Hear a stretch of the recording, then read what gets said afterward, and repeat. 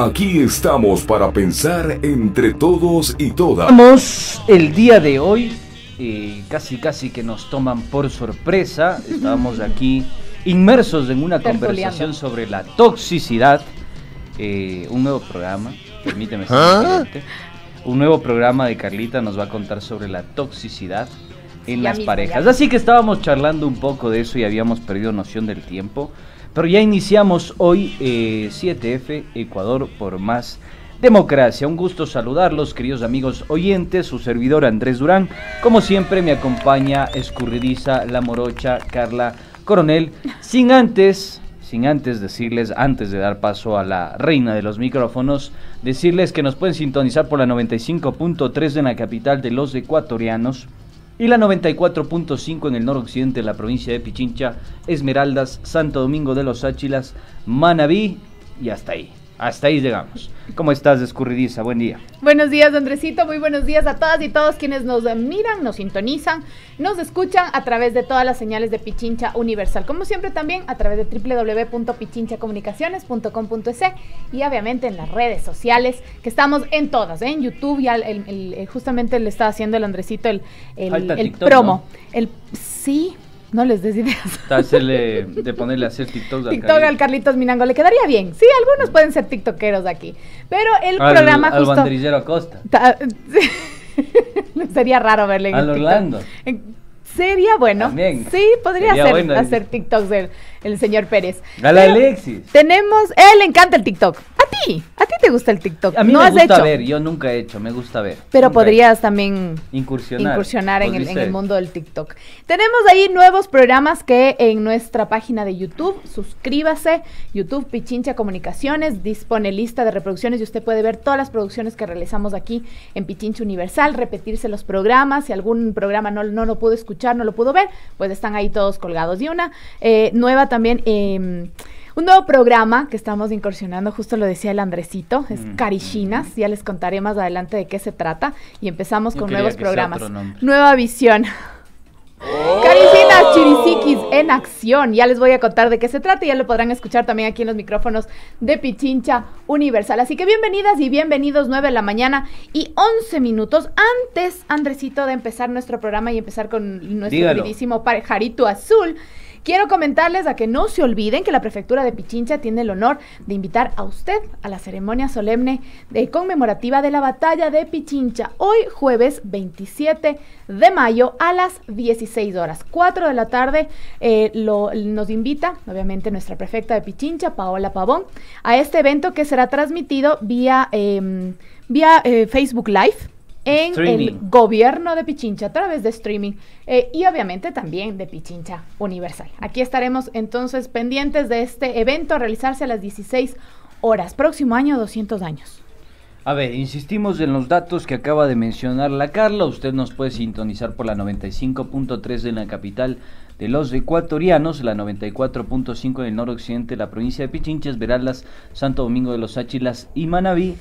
Y además vía streaming en nuestras redes sociales, Facebook Live y YouTube Live. Así que hoy a las 16 horas, pilas, bicentenario, a escuchar, a estar muy atentos y por supuesto a rememorar lo que significó este bicentenario, importante para la historia nacional y parte de nuestra identidad también. Así es, Andresito, nos hacen una salvedad sobre lo que me acabas de decir hace un momento, de que cómo es eso de que la reina de los micrófonos, yo soy totalmente antimonárquica, y que en todo caso pues es la presidenta de los micrófonos, la presidenta de los micrófonos, me dice. Muchísimas gracias a nuestros queridos oyentes. La costa dice, la reinita de Tani Cuchidis. Antimonarquía somos, antimonarquía. Empezamos aquí 7F Ecuador por más democracia. No soy muy afín a ese, a pesar de que estoy viendo la serie, The Crown, justamente para entender un poco todo esto. Ya, te soy sincero, sí, ya me aburrió. Yo he estado viendo otras cosas. Así la recomiendo, pero las 2 primeras temporadas, porque de ahí es... ¿Sí?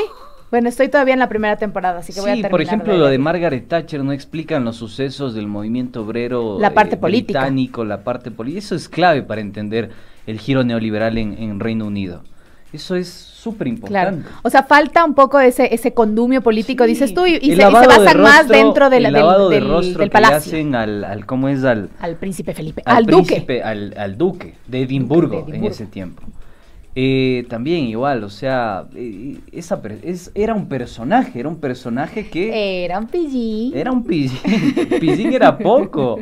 Se iba de tours por ahí en los países más de cotizados en ese tiempo. Y sabes qué, también yo considero que hay una pésima actuación de interpretación de Margaret Thatcher. Sí. No llego todavía a esa parte, así que ya te voy a poder... Ah, te estoy contando, decir, sí, me estás contando, todavía no llego. Listo. Estoy ahí... Por favor, véanse en tal caso las 2 primeras temporadas que son bastante buenas, sobre todo la parte en la que personifican a Winston Churchill. Es impresionante, es un actorazo. Ese sí es una actuación Y el increíble. cuadro perdido de Churchill, qué historia, yo no sabía... Sí, lo del cuadro. Al fondo...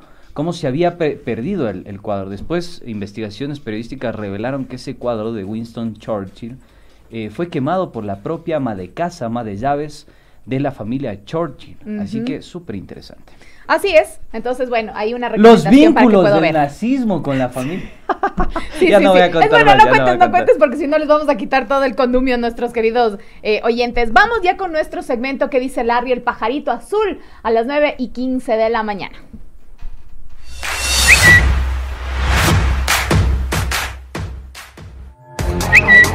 ¿Qué dice Larry?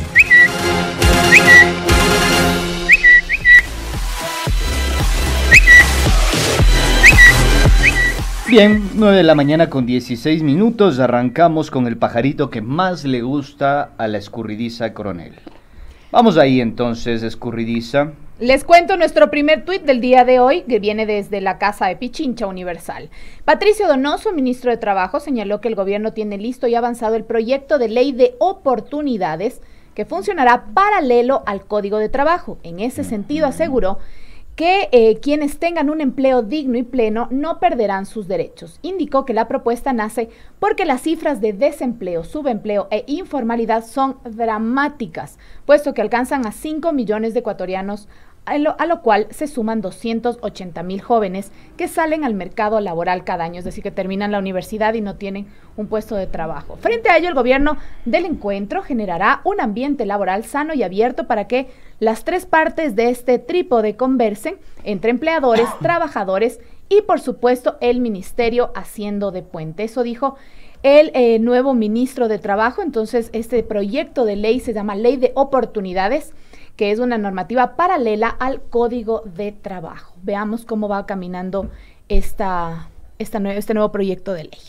Efectivamente, Carlita, queridos amigos oyentes, antes de dar paso al breve comentario, quiero saludar a Andreita López, que nos escribe y nos dice... Hola, Andreita. Recomienden también House of Cards, Castillo de Naipes, impresionante serie. Esa no la he visto. Excelente serie. Uy, ¿no la has visto? No, tienes que ver. Ya la voy a ver. Son los tras bastidores del Capitolio. Así que bien. Hay que verla, es bastante buena. Yo me he visto hasta la 3ª temporada, me parece.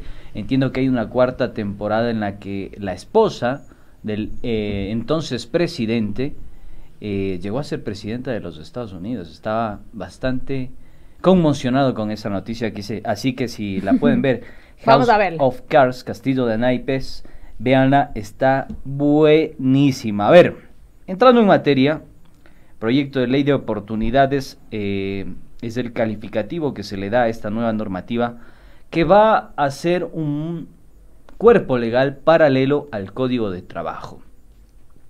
Y hay algunas cosas. Yo insisto en algo que me parece súper importante, tomando en cuenta la serie de inconstitucionalidades que se han dado en el gobierno anterior. Si a usted le preguntan, algún día golpean a su puerta, toc, toc, toc, le dicen, a ver, querido oyente, querido amigo, querido ciudadano, querida ciudadana, ¿cuál ha sido la principal característica del gobierno de Lenín Moreno? Si a usted van a la puerta de su casa, le golpean toc, toc, toc, ¿qué responde usted, Carlita? Híjola. ¿Cuál considera que ha sido la principal Salen los grillos característica del gobierno de Lenín Moreno? Solo una. Ineptitud. Yo ya te discutí esa. No Sí. coincido, pero la respeto. Ujú. Yo diría que la Con principal... referencia al pueblo, ¿no? Con referencia al pueblo, a las necesidades del Ya, pueblo. está bien. Ineptitud, dice la Carla, en relación a ese 99% de la población. Quizá el 1% ha tenido el gobierno más exacto. deficiente de la historia del país. Ya, yo digo lo siguiente. Una de las principales características del gobierno de Moreno y del neoliberalismo en su conjunto es construir un tejido institucional que sea proclive o propenso a las aberraciones jurídicas.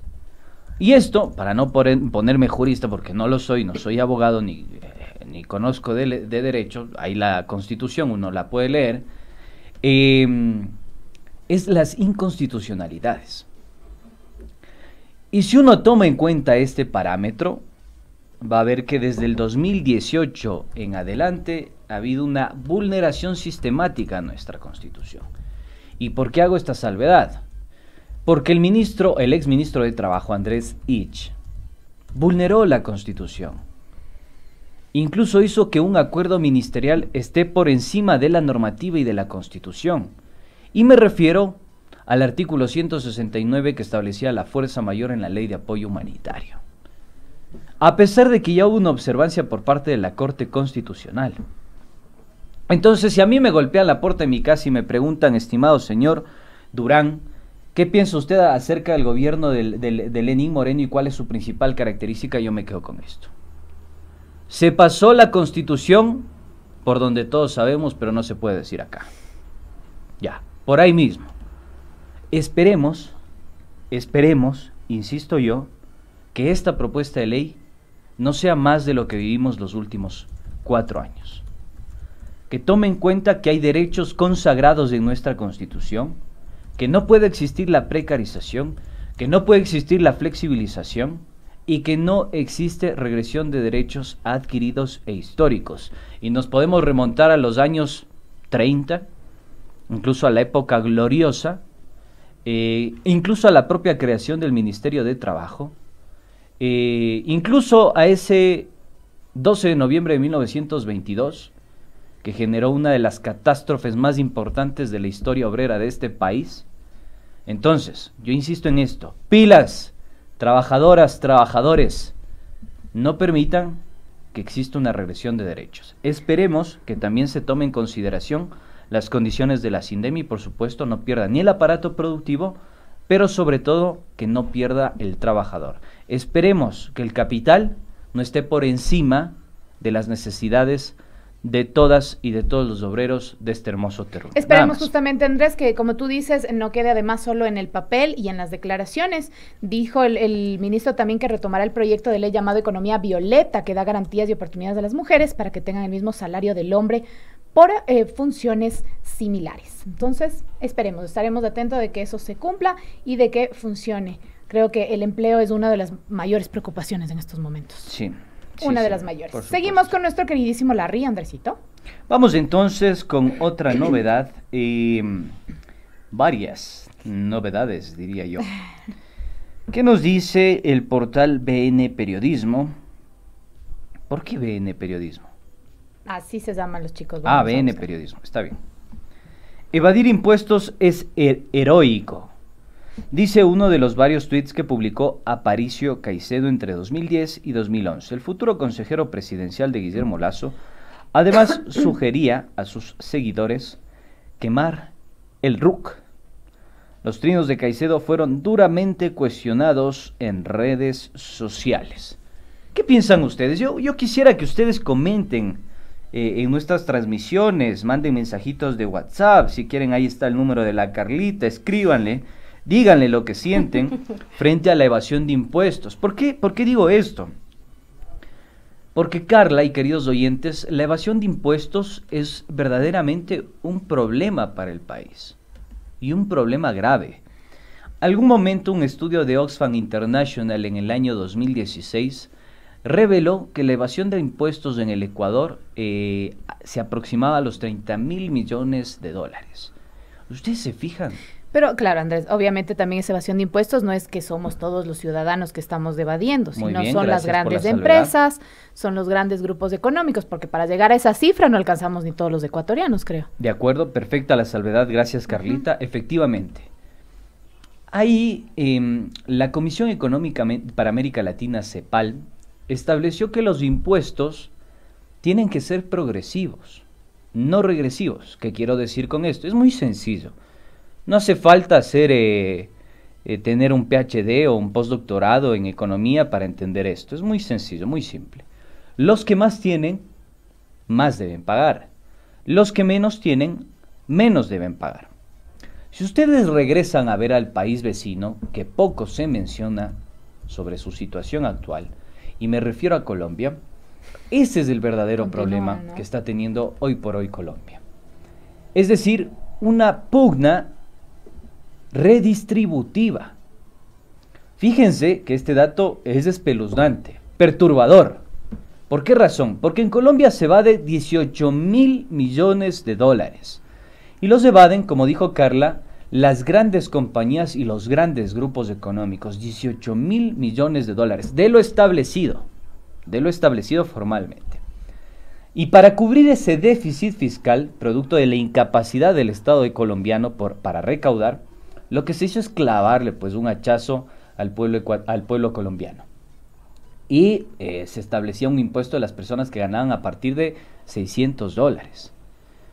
Entonces, obviamente esos impuestos no son progresivos, son regresivos porque no está tomando en cuenta la capacidad adquisitiva, uno, y sobre todo la concentración de la riqueza que tienen algunos grupos económicos.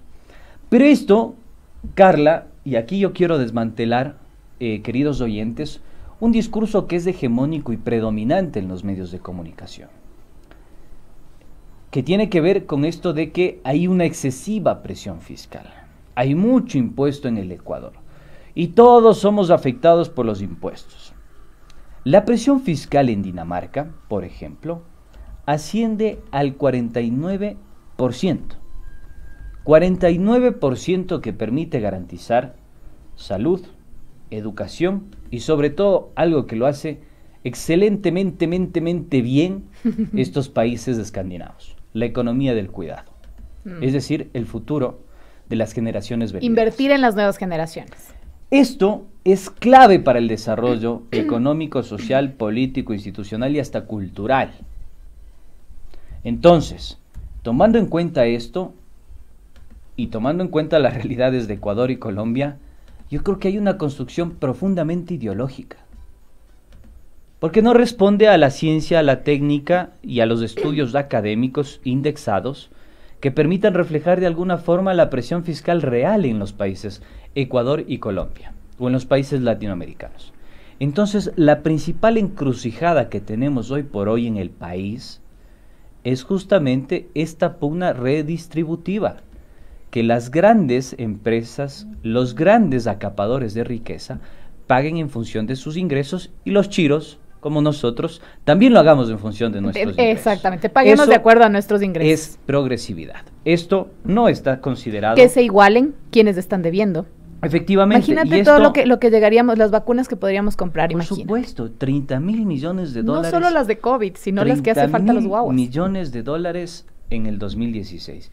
Y esto nos dice el señor Aparicio Caicedo, y va a ser consejero ad honorem, dice. No hay figura jurídica también dentro del sector público. Sí, no para entendíamos esto. bien qué pasaba ayer en Twitter que decían ad honorem. Sí, no hay figura jurídica al respecto, pero bueno. Es decir, perdón ahí Andrés, quisiera sí. hacer una consulta y lo vamos a hacer también. Quiere decir que Dígalo. eso, que no podría él hacer una consultoría o una consejería ad honorem, porque esa figura no es legalmente constituida. Es que no existe ni en la Constitución ni en la LOCEP. O sea, puede ser perdón, tal vez... sí, no existe en la LOCEP, no está constituido, debería crear vía decreto ejecutivo, diría yo, ¿no? O sea, y ad honorem quiere decir que no recibe sueldo. Claro, no recibe sueldo. Los consejeros del presidente de la República están constituidos dentro de la estructura administrativa del Estado. Es una figura como presente, asesores más o menos. que tiene el rango ministerial. Pero en este caso yo no sé cómo proceden. Te decía el otro día, nos quieren sorprender. Entonces, esperemos que no sea así, esperemos que se pueda solucionar en el tiempo respectivo, pero sí hay que rechazar este tipo de declaraciones, porque acá camuflan un discurso bastante ideologizado, y por supuesto, esa ideología responde a un interés, y ese interés es: no paguemos porque nos duele un montón pagar los impuestos, porque queremos seguir acumulando riqueza, porque queremos seguirle negando la posibilidad de que su hijo, su hija, asista a instituciones educativas de calidad o tenga salud de calidad. Ese es un poco lo que se está camuflando, nada más. Así es. Bueno, no estamos en contra, obviamente, de los empresarios, ni estamos en contra de los grupos económicos. Al contrario, si a ellos les va bien, quiere decir que a todos nos está yendo bien. La cosa es que a todos nos vaya bien.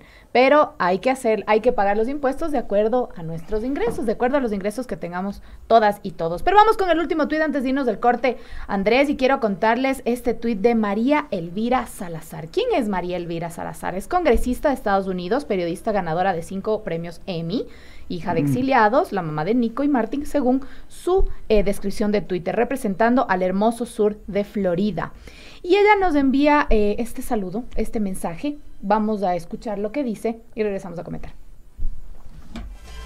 Estamos en la toma de posesión del nuevo presidente ecuatoriano, el señor Lasso, y enviamos una felicitación a todos nuestros hermanos ecuatorianos, específicamente los que viven en el distrito número 27 al cual yo sirvo. Y quiero felicitarlos y quiero decirles que desde el punto de vista y desde la opinión de los cubanos americanos, de los cubanos de la isla, de los venezolanos, sentimos una envidia de la buena, una envidia sana, porque cuánto nos gustaría que Venezuela y que Cuba tuvieran un proceso electoral de esta manera y haberse librado de esa izquierda nefasta que lo único que trae es miseria, opresión y exilio de una manera democrática y a través de las urnas. Que Dios bendiga a Ecuador y que esa misma suerte y que esa misma luz que ha caído sobre este país caiga sobre el resto de la América Latina, Chile, Argentina, ahora Ecuador, Perú la próxima semana, Cuba, Venezuela, Nicaragua. Que todos los pueblos de este hemisferio puedan ser tan libres como han demostrado los ecuatorianos que se puede ser. Toda mi felicitación a ustedes. Y solamente quería compartir que en la calle, hace pocos minutos, antes de venir a la celebración de la toma de posesión con el presidente Lasso, me encuentro un cubano que me dice... Salazar mandaba este saludo a través de su cuenta de Twitter. A mí me parece chistoso, gracioso, porque los gringuitos son otros cuando se trata de los adentros de su estado, nación y de su país. Tienen una práctica completamente distinta. Incluso están de acuerdo con el estado de bienestar social. Fíjate en lo que nos dice un querido oyente. En el tiempo de Eisenhower, los ultraliberales gringuitos pagaban hasta el 94% de impuesto a la renta y desde ingresos anuales de $2,000. 1 o 2 solaritos, pero pagaban con progresividad. Interesante lo que nos dice Vladi. ¿Por qué razón? Porque en la práctica la presión fiscal en Estados Unidos es elevadísima. Pero a lo externo y a la política exterior gringa no le conviene pues que esto se replique en otros países. ¿Por qué razón? Porque tenemos una división internacional del trabajo y esos dependen de lo que produce pírricamente los países que están por fuera de esos países subdesarrollados. Y a esto agregarle que hay un doble rasero para juzgar. Con esto cierro. Y hay un doble rasero, ¿por qué razón? Porque me parece que cuando Joe Biden propone un impuesto especial por la situación sindémica que vivimos a nivel mundial, todo el mundo lo aplaude y es progresivo y sí, qué chévere, qué bacán. Cuando lo propone Pepito de los Palotes, que es ecuatoriano, o que es colombiano, o que es peruano, o que es argentino, socialista, comunista, socialista del siglo castrista, chavista, cubano, socialista del siglo XXI. ¿Entienden el doble rasero? Yo lo veo con absoluta claridad y nitidez, no sé si ustedes, pero a mí me parece que esto tenemos que repudiar, porque en la práctica y la evidencia científica demuestra que los países desarrollados lo hicieron por la vía de la progresividad, por ejemplo, invirtiendo fuertemente en el aparato público, en el bienestar social y por supuesto en el futuro de la sociedad, ciencia, tecnología e innovación. Yo me pregunto si ese será el camino que trazará el presidente Guillermo Lasso. Nada más. Y tenemos, para cerrar, Andrés, y antes de darle ya nuestra bienvenida a nuestro invitado del día de hoy, el día de ayer estábamos conversando sobre una noticia que se dio en la noche, sumamente buena. Creo que estas noticias también son las que hay que recalcar, qué chévere, sí. Hay que dar, hay que decirlas, y es que alumnos y jóvenes ecuatorianos fueron premiados por una innovación, por un proyecto que ellos tuvieron desde su universidad. ¿Cuál universidad crees, Andresito? Pero cuenta el proyecto. Dice, el proyecto. No digas la universidad, cuenta el proyecto. El proyecto son pañales biodegradables. Es un proyecto de jóvenes ecuatorianos. Hace 4 añitos me hubiera encantado. A mí, premiado en concurso internacional, me parece una locura. Yo sé que ahorita están por ahí muchas mamás gritando, ¡ah, qué emoción! Pañales biodegradables, porque claro, es una preocupación que tenemos las mamás que estamos en esta onda un poco más ecológica y decimos, tengo los pañales desechables, le contaminan tanto el ambiente, tengo los pañales de tela, pero realmente son muy complicados a veces, que son una gran solución también, pero pañales biodegradables es una ideota. O sea, yo no sé por qué no se les había ocurrido antes. Un grupo de jóvenes ecuatorianos fue uno de los ganadores del concurso internacional Hood Prize con su iniciativa de pañales biodegradables. El proyecto Wellwear nació en la universidad Yachaitec, el elefante blanco, ese monstruo que hablaron durante 4 años, pues de ahí salieron estos jóvenes. Con el premio Semilla que ganaron $100,000, buscan entrar al mercado. $100,000, fíjense. ¿Qué tal ustedes? para este proyecto, ¿no? Que además no les beneficia solo a los chicos, les beneficia a ti, les beneficia al bolsillo y obviamente también al planeta de todas las familias de los nuevos bebés. Uno de los principales contaminantes, que es el plástico. Por supuesto, de los pañales especialmente y las toallas sanitarias femeninas. Qué alegría sí, tener buenas noticias. Nos vamos con esta sonrisota entonces y con esas felicidades para estos chicos innovadores desde la Universidad Yachaitec. Nos vamos a un pequeñísimo corte y regresamos enseguida con nuestro invitado del día de hoy.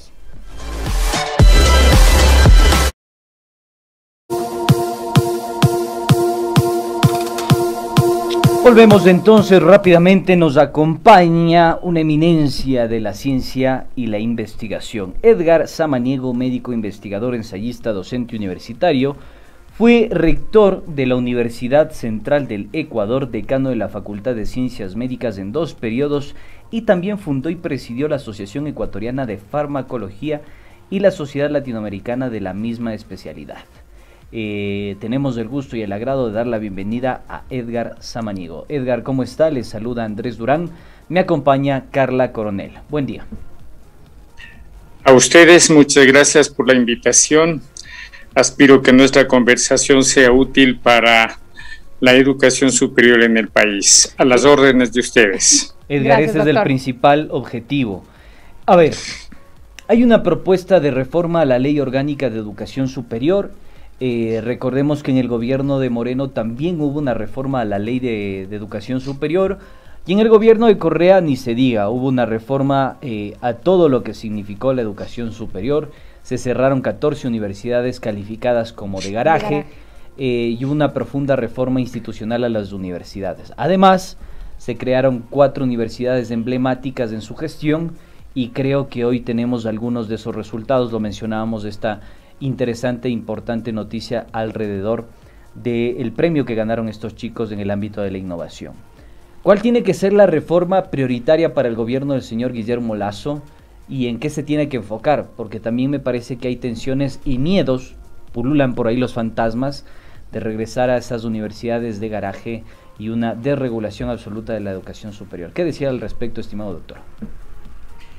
Bueno, empecemos por establecer lo siguiente.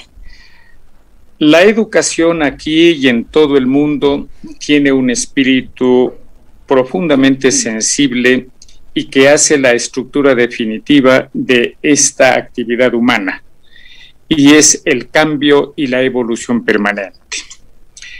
Pero el cambio no tiene en ningún modo que ser para retroceder en las conquistas ya establecidas, sino que para sobre ellas continuar adelante.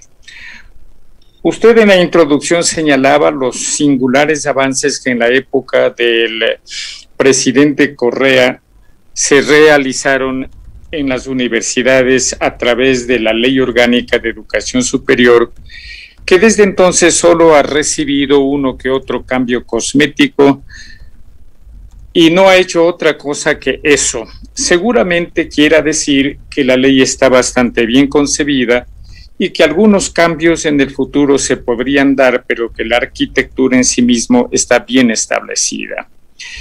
Usted señalaba hace poquísimo la importancia de la creación de la Universidad Yachay, que es una universidad creada fundamentalmente para investigación.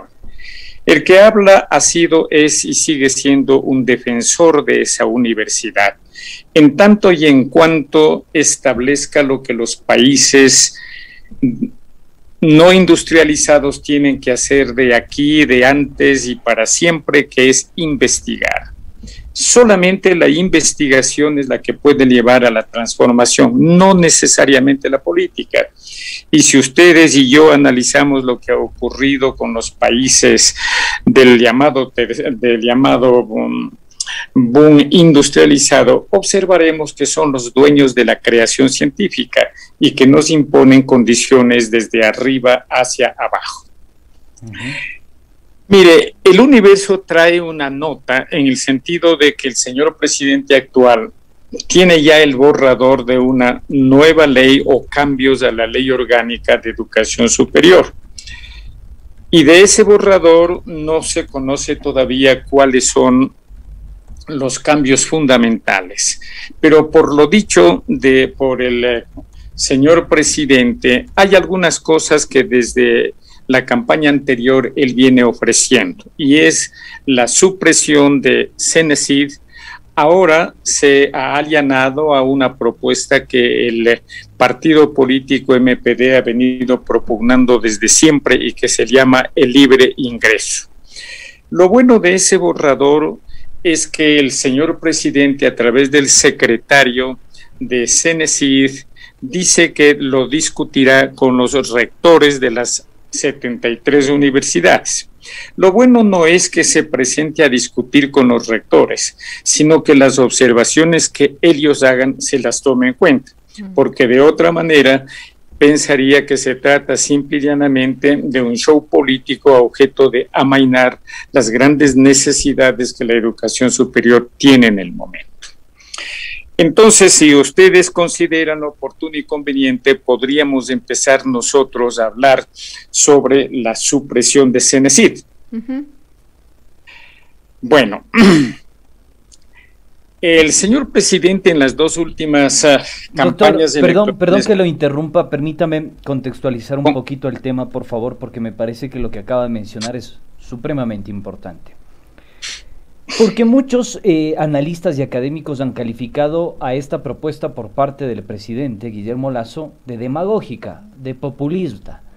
Y en ese sentido, me parece a mí que retirar una institucionalidad que ha sido clave para la transformación de la educación superior, tomando en cuenta las competencias que tiene dentro de su amalgama institucional, y a eso sumándole también que tiene también la posibilidad de regular y controlar a las instituciones académicas, por ejemplo, con asignaciones presupuestarias, por ejemplo, con demandas de asignaciones presupuestarias y también con el procesamiento de toda la información de esas camadas o nuevas generaciones que salen de las universidades. Frente a esas competencias que manejaba la CENESID, ¿qué nos espera? Porque la supresión de esta institución significa que esas competencias que tenía van a quedar a la deriva, ¿o quién se va a encargar? Iba justamente a enfocar lo que usted acaba de señalar. Mire, primero establezcamos el aspecto legal. En la ley, primero, en la Constitución de la República se establece que hay en el Sistema Nacional de Educación Superior dos organismos claves para el funcionamiento.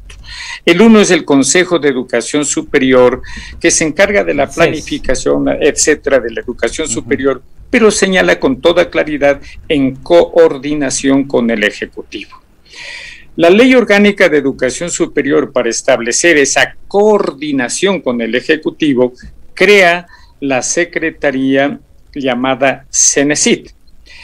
Y en la Ley Orgánica de Educación Superior, en los artículos 182 y 183, se establecen las obligaciones, los deberes, las actividades que tiene CENESID y que las viene cumpliendo.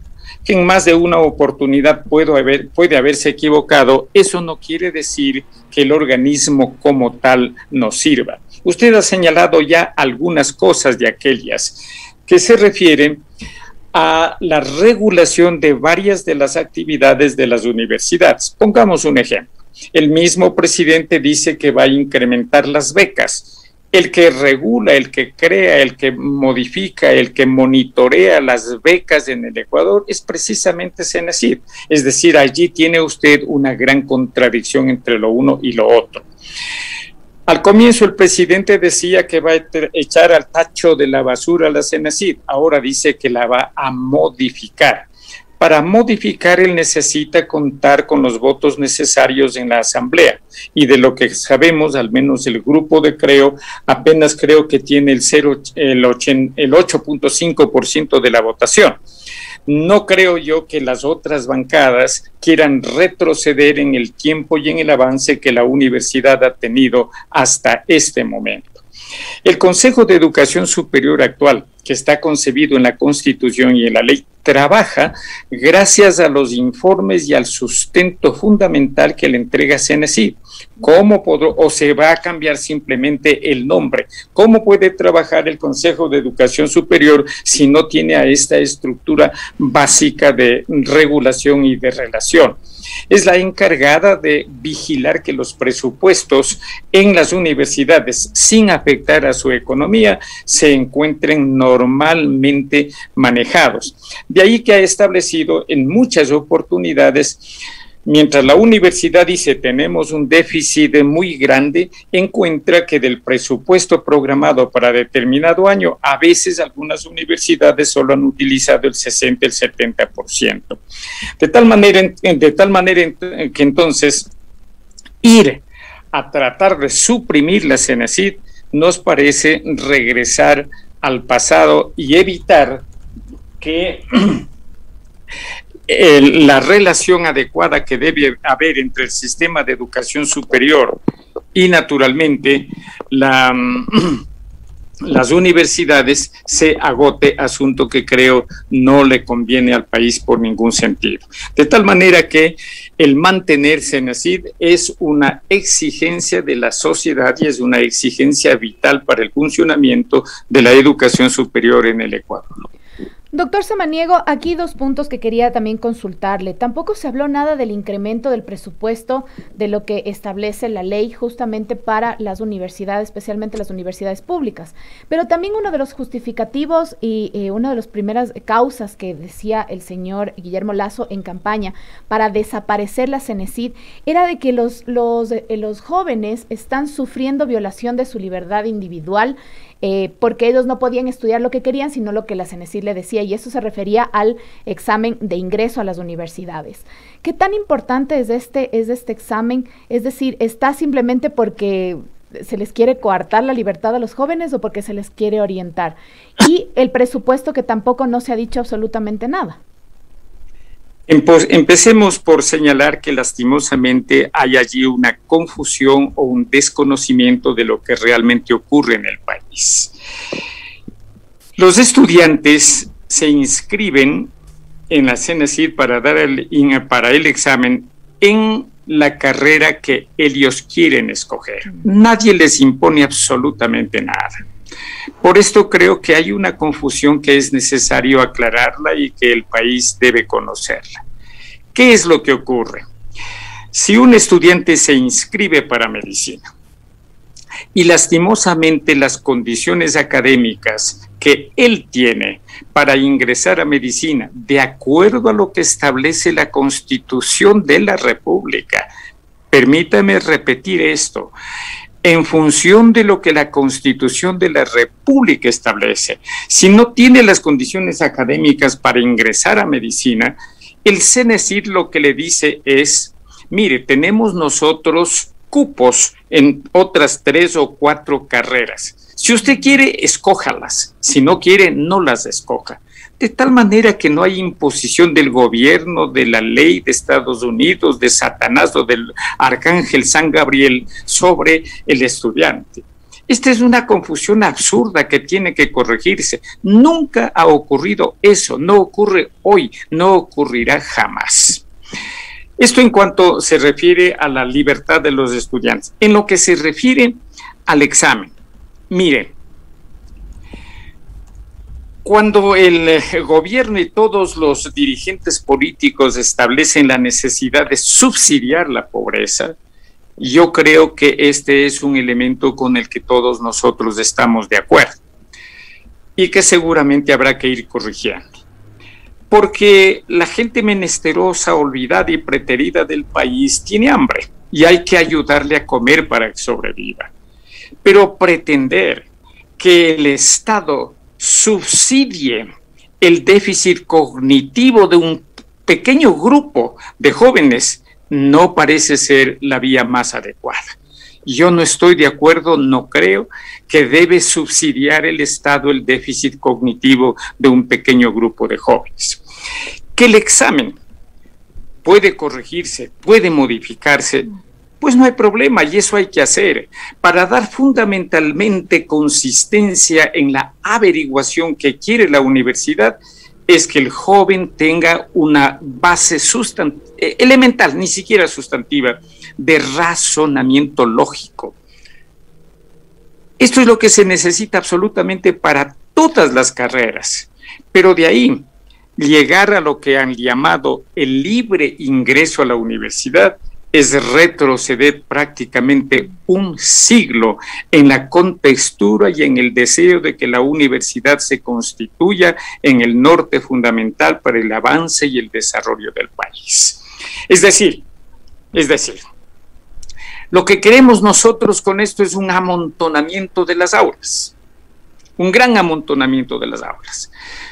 Hay que volver a ampliar las aulas, tirar paredes, ya se las redujo para que el aprovechamiento de los jóvenes sea el adecuado con aulas no más allá de 30, 40 estudiantes. Ahora hay que volver a botar las paredes para que la capacidad de un profesor recitando los poligrafiados amarillos sea de 100, 150, 200 estudiantes.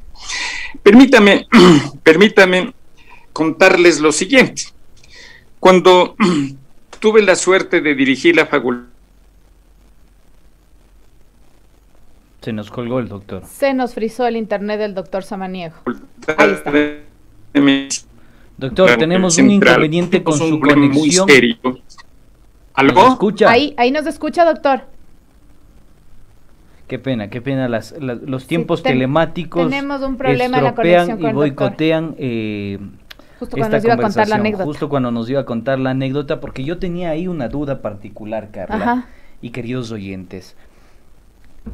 A ver, yo sí considero que es demagógico eliminar una institución pública que ha tenido una trascendencia importantísima en el accionar de la política de Estado abocada a la educación superior. Y realmente no plantea el verdadero dilema que hoy tiene la educación superior como tal, que no es bajo ninguna circunstancia retroceder en cuanto a evaluación, acreditación, mejoramiento de la calidad educativa. Eso la no parte tiene que académica, estar en discusión.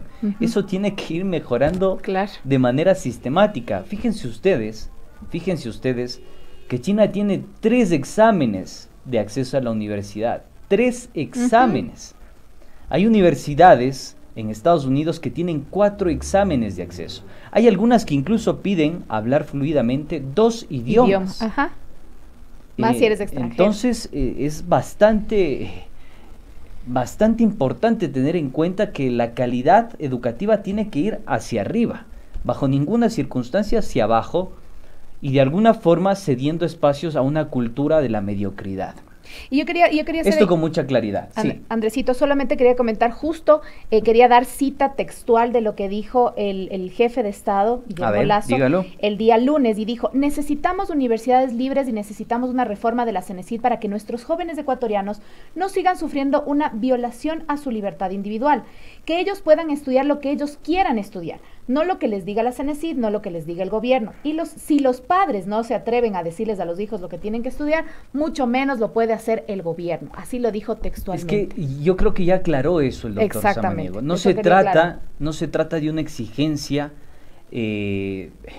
por parte de un discurso ejecutivo presidencial. Por el contrario, la exigencia no tiene que ser a la libertad en sí misma.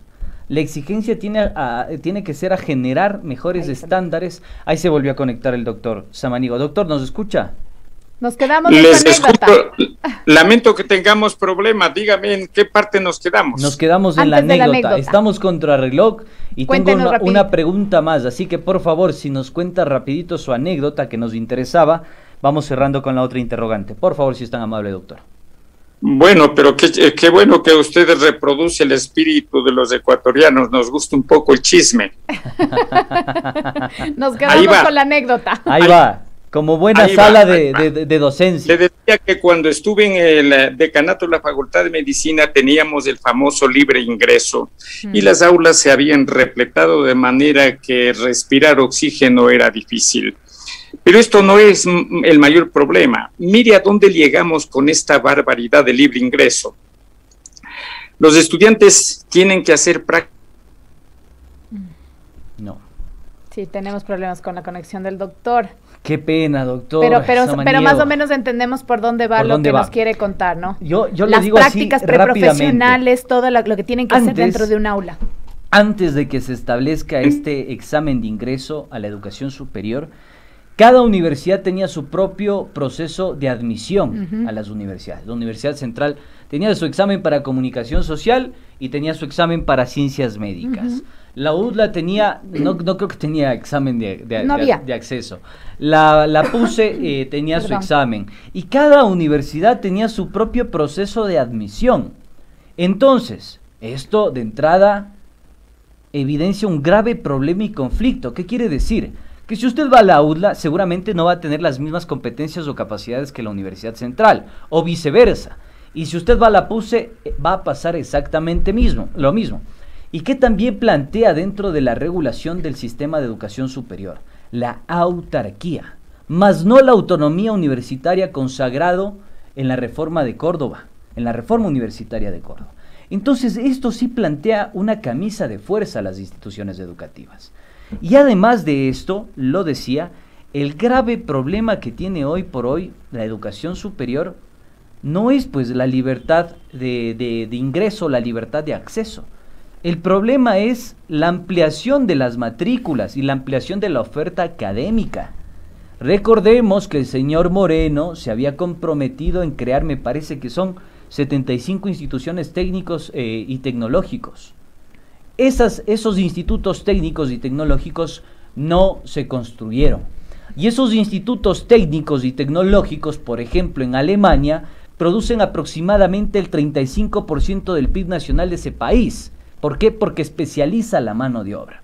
Y estas cuestiones no están en el debate público y eso preocupa. Mi sugerencia, Carlita y queridos oyentes, presidente Lasso, asesórese, tome en cuenta otros modelos de éxito, emulemos esos modelos de éxito y discutamos sobre la calidad educativa, porque el gran dilema es que hay capacidades diferentes en el sector secundario y obviamente no va a ser lo mismo tener a un instituto con altas capacidades y otro que apenas puede tener la oferta de inglés, apenas. Así es. A mí me da la reacción de que parece que no conocen muy bien la realidad, especialmente las universidades públicas, justamente haciendo alusión a lo que decía el doctor Samaniego.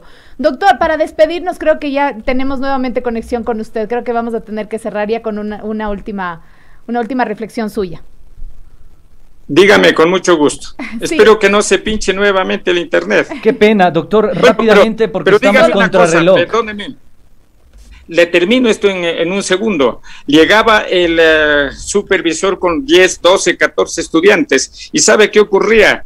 que los pacientes del Hospital Eugenio Espejo se levantaban y corrían porque no querían ser manoseados por tantos estudiantes. Esto es una agresión terrible y ojalá se entienda que no se puede demagógicamente asfixiar a las universidades en la forma que se quiere. Doctor, queremos agradecerle y comprometerle para otra entrevista. En algún momento vamos a volver a analizar este tema. Creo que es muy importante estar pendientes, obviamente, también de la reunión que tendrá el señor Alejandro Rivadeneira, el nuevo titular de la CENESID, con los 73 rectores universitarios, que como lo ha dicho el doctor Samaniego, una cosa es reunirse y otra cosa es que se acoja lo que los rectores universitarios lo digan. Doctor Edgar Samaniego, muchas gracias por estar aquí con nosotros en esta mañana. Se nos volvió a frisar. Nos quedamos sin la despedida del doctor Samaniego, sé que obviamente lo tendremos en otro momento. Muchísimas gracias a ustedes que nos escucharon, queridos oyentes, a ti Carlita, que gracias, nos acompañas, Andrés. Y por supuesto, tomen en cuenta esto, que esto es clave para avanzar y tener un futuro próspero y digno. Y como siempre lo decimos, queridos oyentes, usted y solo usted tiene las conclusiones. See you later. Nos escuchamos y nos vemos el día de mañana. Adiós.